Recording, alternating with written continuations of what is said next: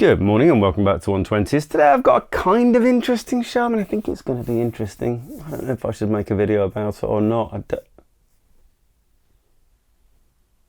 What's that?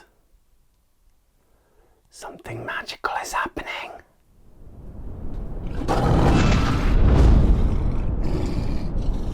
This actually is a very exciting day, which has been a long time coming. Harmon have brought out PHOENIX in 120. Yes! First things first, before we get started, I think it's important to point out that my mother-in-law is staying with us at the moment, and so I've been kicked out of my studio and I'm relegated to the garage, which, as you will have noticed, I cannot light. No matter what I do, I cannot light this place. It drives me nuts. I'm actually just tearing a Harman PHOENIX 120 box apart because it's got a special message written inside. Let me read it to you. Just get my glasses. I can't find any glasses. I'm just gonna read it to you like this. Blah, blah, blah, marketing, blah, blah. It's a limited edition. We're very proud of what we've achieved with this film, but it's also our first step into the world of colour. Sales from this film will allow us to further invest, refine. It's the same stuff as the 35mm. I don't have any of the 35mm. I put my foot down and I said, I am not buying this in 35mm. I don't want it in 35mm. I don't shoot 35mm. I'm not going to start shooting 35mm just to give this film a go. And then I had that chat with Michelle from Harmon at the photography show last year, during which she said, maybe, maybe not. The wonderful Michelle got in touch a few months ago and said, shh, it's happening. Would you like to try a few rolls of PHOENIX and 120? To which I said, yes, I would.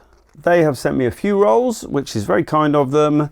I am excited to test it out. It is the same emulsion as 35mm, obviously. It's PHOENIX. Now, Michelle was also telling me that every time they do another run, they do another batch of film, they are kind of updating the emulsion by, in small increments. They're going to save a kind of whole new emulsion for, I guess, the follow-on from PHOENIX, whatever that might be. But with every coating, they do make tiny tweaks and try and fix errors, basically. But this is basically the same as 35mm. The only difference is 35mm is that big, medium format is that big, something like that.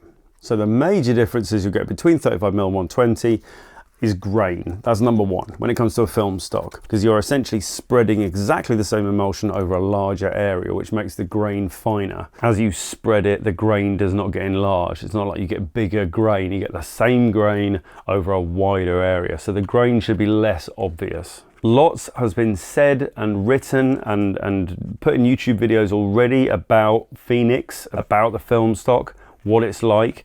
Generally, people are saying that it is quite heavy on the grain, quite bold colours, a lot of contrast. So this is all going to be exactly the same.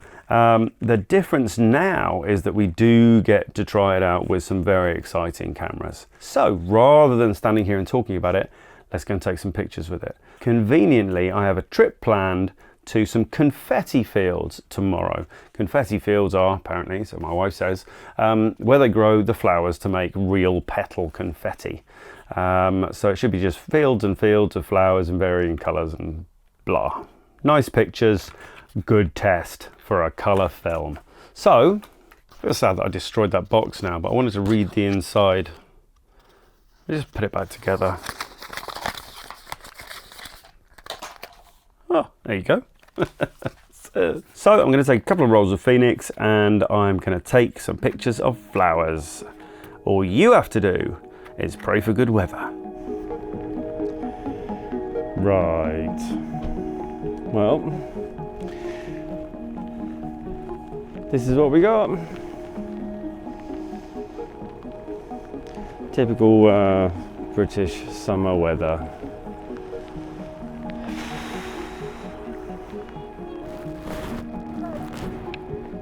Right then, a brief break in the rain. A nice little sort of nook in the flowers here. I'm too short really to, I mean they might go right for somebody my height. They'll be good for the kids. We'll stuff the kids in here. We've got a nice short depth of field. And let's start with this. So what I want you to do is come a little bit closer to me and lean in a little bit. And give me a big smile like you're happy.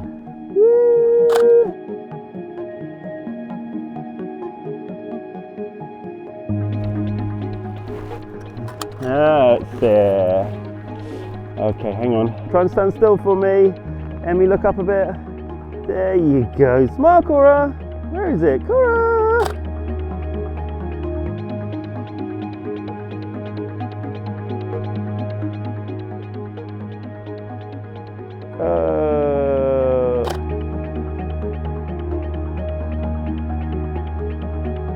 Right then, I've got the smart clothes out. Kids are going mental. I've got a flash set up over here with a kind of orange filter on it to try and just give the whole photo a bit of warmth, make it look like the sun's poking through the clouds. Obviously the attention span of the kids is limited, so... Can you do a normal smile please, girls? Normal smile please. Normal smile please. Can you give me a smile, sausage? There we go. There it is. Zoe, at me. Right then, so we'll try and get one of my three. And Zoe, you're going to push the button, yeah? And with this hand, you're going to push the button. When I tell you, the button is there, okay? But not yet. I'll tell you when. 3, 2, 1. Where's your finger? Hang on, hang on. Hang on. Smiles. Oh, good job, Zoe. Well done. Good job. That's it. Film finished. Okay. First impressions of Phoenix are it's grainy, high contrast, punchy colours, and everything that everybody else has already said. So there we go. One thing I will say, I was slightly taken aback by how it dealt with those colours. There's some strange things going on there. Odd things happening with my daughter's glasses. Riddle me that. What's that about, hey? But all in all, you know, not unpleasant. I mean, it does feel a little kind of bold, a little bit like a, you know, like a cheap Rioja. Is that offensive? I think it might be. But I'm kind of wondering whether it would be a good match for a Holga. What do we think? Hard to tell. Only one way to find out. Let's try it. Right then, another outing with the Phoenix 200. I am on a beach somewhere in Cornwall. It's beautiful, isn't it? Shit on my lens. And today we have got a roll of Phoenix in a Holga, specifically one of my daughter's Holgas, hence the pink. My Holga at the moment, I've got a new Holga. It's black, and I just don't like the way it takes photos, whereas I do like what comes out of these ones. So I'm going to shoot a roll of Phoenix 200 in a Holga, and this, in theory, I would say, Holga, beach, sun. I mean, this should be like the match made in heaven, shouldn't it? It's like what this Phoenix film is built for, I think. Let's see what we get.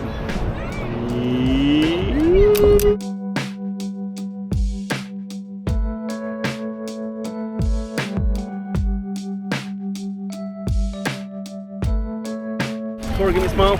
Woo! Emmy, say hi.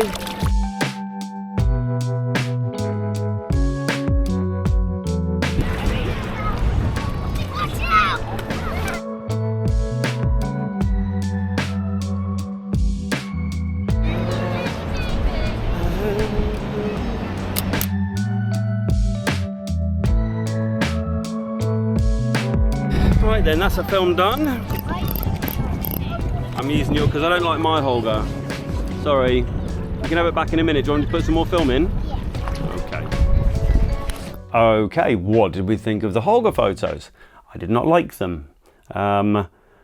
Interestingly, you kind of think you're kind of doubling up on the rough and ready nature of things. So you're taking a rough and ready camera and a rough and ready film, and you end up with double rough and ready. And I'm not really into that kind of thing. So what I really want to do, and I've been dying to do from the start, is to take this out and do a kind of studio type shoot. Really give it everything, give it like high quality lenses, proper lighting, you know, really give it everything it could possibly want. and see how it performs. So once again, let's go do that. Right then, I'm actually down at the location for the next shoot that we're doing with the wonderful Harman PHOENIX, and it is here, an awesome little studio office setup called Boxworks, where we're going to use one of their shipping container office studios to do some proper kind of studio stuff with the model. So the model will be down here soon. Firstly though, I've got a few frames left over on this roll. I'm going to start a fresh roll for the studio shoot. So I'm going to just take some photos of this place, the outside, the exterior. Going to mix it up, get a few different things. I really like this Boxworks place. I like what they're doing with the branding and all the rest of it. It is very colourful.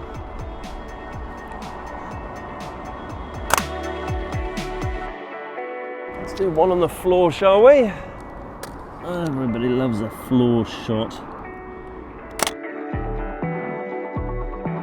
Oh, let's do a little short depth of field. Ow, this concrete is rough. Here we go, 3, 2, 1. 7, 1. Let's try 5, 6 at 500 here.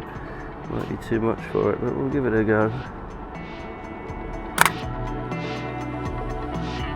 Right then, here we are. We're back with the wonderful Ivy, who you've seen on the channel before. She has agreed to sit very still for me while I take some photos. We're going to do, now there's a very strange thing going on in this place where we are at the moment, where the inside of this studio has been redesigned for a BBC show, which means I can't show you the whole thing in one go, so I have to keep it to very specific pockets. So you'll find me filming a lot like this. Same goes for the photos, so I can't do a big wide one of the photos, so we're going to have to kind of point you into little corners and little pockets like that, which is going to work fine, I think. There is a bit of a 70s thing going on, as you can kind of see from the wall. It's colourful, and that's the most important thing for this film. That's what we want. So I'm going to get set up, and you just relax for a minute, and I will call you into action shortly, and we'll do some fun stuff. All right. Okay, we're going flash only for today. I've got the big strobe set up in a very big deep dish softbox. We'll do one like this, and then I might just reduce the size of the modifier so that we're getting a slightly more dramatic lighting. But we'll do this first one. I'm going to put it relatively close up to Ivy here as she sits here. Okay, we're set up. Ivy is here. Camera is here. I can't show you any more of this place. But essentially I'm lighting her with a big old light coming in from the side. And I don't know what it's going to look like. Let's give it a go. Here it comes, 3, 2, 1. Lovely. She jumped the gun a little bit there. Where are we here? Yeah, okay, here we go. Okay, let's come in a bit closer, as you see. Oh, yeah, okay, cool. Holding nice and still. Here it comes, 3, 2, 1. All right, let's try something different. I am now going to take this big dish off. I'm going to replace it with a small beauty dish reflector. And we'll hopefully get some nice close shots again, but with a much narrower field of light. That's the plan. Maybe lean into me a little bit. There we go, beautiful. All right, holding that please, 3, 2, 1.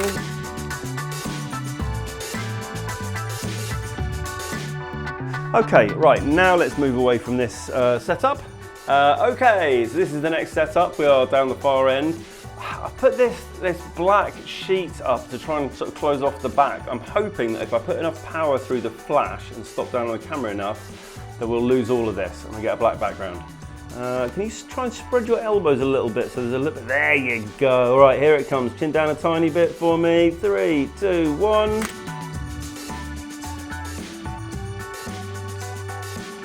I would like to get a bit wider, but I'm going to need to move this light slightly. Here, let's try this. Here it comes. 3, 2, 1. So just try leaning forwards. Can you lean forward on your hands like this? So you can't really get any further forwards, can you? Elbows wider. There, that's the one. Okay, let me come down a tiny bit. And 3, 2, 1.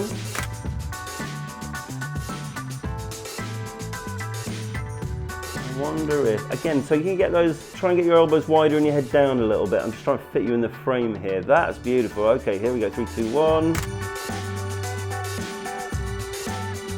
All right, cool, let's try something different. And the next setup we're gonna do is here, shooting directly across this container with a wall that's very like this. You'll see it in a minute. And here it comes, 3, 2, 1. Do you want to try those sort of ruffling your hair, playing with your hair a little bit? Nice, 3, 2, 1. Let's swap the lenses back again. We'll get a little bit tighter, and I'm going to actually ask you to get right under that light. Yeah, all right, great. This is really tight actually on your face. Right, here it comes. 3, 2, 1.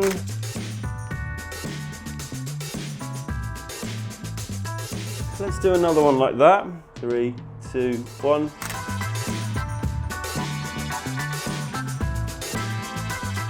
I'll save you the rest of my babbling and fiddling around. I was getting some really good shots here. I'm really happy with some of these. This film definitely likes light and works really well with the yellows and oranges. After we'd finished in here, we headed outside to do some natural light stuff. Those came out all right as well. All in all, nice shoot. And that's it, 2 rolls of film. Ivy, thank you so much. You've been a superstar as always. Best models to work with in the Bristol area, I would suggest. Possibly in the country, but I don't work with that many models. You're on Purple. I will put Ivy's links down below, and would recommend that if you're looking for a model in the Bristol area, you give her a shout. Or do you do worldwide now? You know, like flying to like Milan and Hong Kong, and No. you doing that? Yeah. No. I'm sure she would if offered. Super. Thank you very much. We'll see how those turned out. All right then. I think Phoenix has had more than enough opportunity to prove itself, but has it? Has it taken those opportunities? Has it seized them with both hands? It kind of has. I mean, it's not crap, you know. I think it is, and I don't think Harmon are going to mind me saying this, but it's a bit unrefined. That's what it feels like. It feels a bit like one of those experimental films from a certain other film manufacturer / supplier. And I don't think it's quite what Harmon is about. I mean, I don't know. Maybe they are. Maybe that's what they're doing. It's fun to shoot with, but I feel like it's a bit, I think unrefined is the word to use. That studio shoot with Ivy, I mean, I thought those results are fantastic. I would love to say that I had this plan, you know. I went out and thought, do you know what, I really think this film is going to go great with a kind of 70s vibe. I didn't do that. That was a happy accident. I did go out thinking that it's going to be good with colours, especially those kind of yellows and reds. So I did choose the studio based on that. And then on the back of what the studio looks like, I said to Ivy, let's go 70s. It's still kind of a 60s, 70s type thing. And it turns out that is a match made in heaven. I thought the camera, the Bronica ETRS plus that film worked really well. Just goes to show that Holga, the double rough and ready, was not a good idea. And in fact, what this film needs is to be properly exposed in a decent camera with a decent lens. It needs to kind of, the camera needs to kind of fill in the blanks where the film falls a little bit short. But listen, there are woefully few colour films available in 120. We've basically got a couple of Kodak offerings. We've got the lomography offerings. Is that it? I think it might be, you know. I'm going to go inside and Google it now and go, long story short, there aren't that many colour films available in 120. We have another one. That is cause for celebration.